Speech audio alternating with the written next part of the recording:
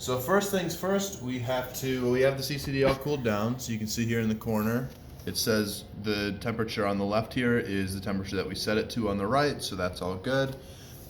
We have to make a folder to put the images that we took today. So I went to my folder on the desktop here, and then I have things that I've taken previously. I'm going to make a new folder. So I just go new folder. I'm going to call that movie night. And then great. So now we have the place set up to store all our images in today. Go back here. I choose directory right here. I browse to that folder. So I go to the desktop. I go to Donlin. And I go to movie night. And I say OK. And now I'm in that folder. I'll leave the file name stuff alone. And now we want to take sky flats. So what we're going to do is we're going to change the type of all these. We're going to set up a sequence of images to take. So we're going to change all these to flat. And so then we will be taking 4 different images here, 1 in each filter that we're going to be using. We click run for all these so that the sequence knows that we want to run all of these. And then we do 1 in each filter. So we're going to do 1 in a red filter, 1 in the green filter, 1 in the blue, and then 1 in the luminance filter, which is, it's all 3 stacked on top of one another, right? Yep. Yeah. Well, no, it's not. It's open to all 3. Open to all 3, yeah. Open to all 3, yeah. And then we're going to give a quick suffix for all of it. So we're going to do sky flat R for this one, and then we're going to just go down and do the same thing. So sky flat G, sky flat B, and sky flat L. We want to expose just for 1 second, and then we're going to see if things are saturated, if it's too bright, if we need to expose for longer, and we will bin everything 3 by 3, which is a good amount for this CCD, so you don't oversample. And then we just want 1 of each of these, and then we can come back and always take more if we think that they are a good level of saturation or exposure. All right, let's turn the lights out before we go. Okay. All right, So this we will is turn the lights this out. one, yeah, this one is on the sky.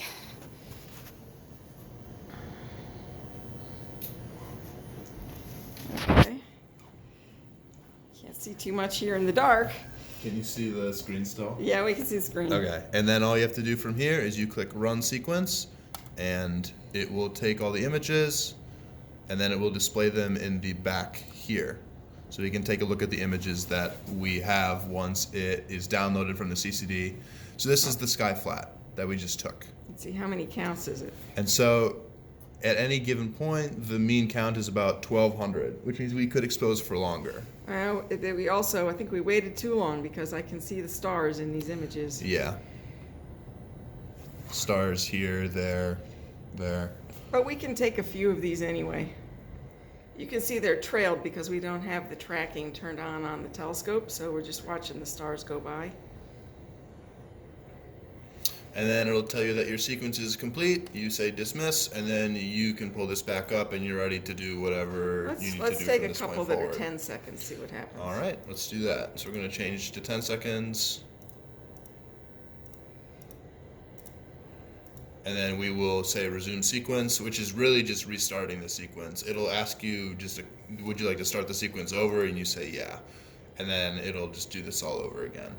And so then we wait for the camera to integrate, and then it will download to the computer, and we can see what those images look like in a second.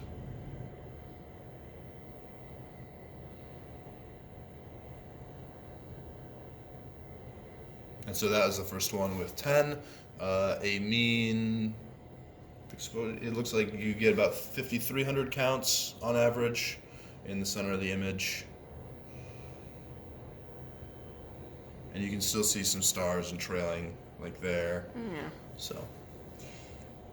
So what we can do though is we can take a few more like this, and if we decide we want to use the sky flats and not dome flats, which we will do in just a little bit, then we could, take the stars out by doing a median of the different images. How many counts is this one? this one is 10,000. So this must be the luminous filter. 10,000. Then the luminous filter should have more counts than Yeah, just the red, blue, green had about 5,000. Oh, 5,000. Yeah. Okay. All right. Oh, no, so the blue filter had 10,000, the lumens has 20,000. Oh, okay. All right. So let's do this sequence again 2 more times.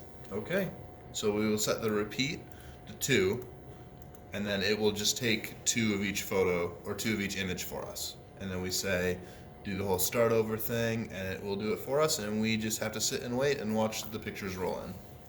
Okay. Now, we had the same suffix for each of those, and we've now taken this a few times. So what is it naming the files? So if you go to the folder, as you go in, find it, it'll make a folder for everything. So if you do darks, it'll make a dark folder, it'll make a bias frame folder, and this is the flat frame folder, and it will just increment it. So it'll make these the target 1, 10 seconds, so it'll say all the exposure and everything. And then if you are just redoing it, it'll say, oh, there's already a file with this name, so it'll name this 1 and then say like 1 again. But the second time it takes, it'll do 2, and then if you took 3, it'll name it 3 at the end, and so forth. So you don't have to worry about it overwriting your images, it'll always just make more images.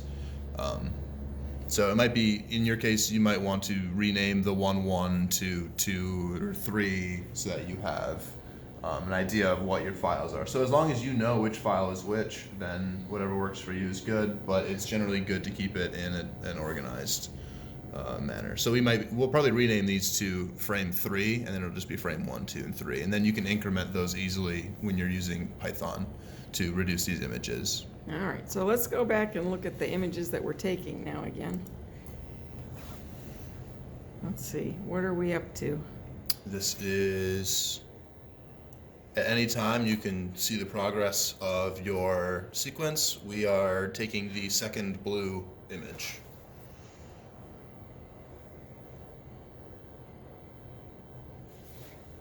So this is the second blue image here that just came in.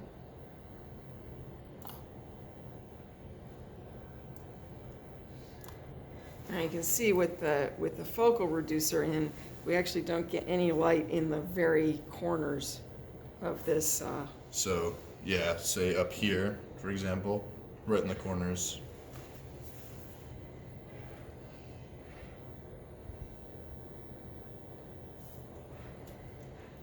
Okay, so after we've got the sky flats taken care of, the next thing we're going to do is to take some bias and dark frames, because it's not quite dark enough to really take the images that we want.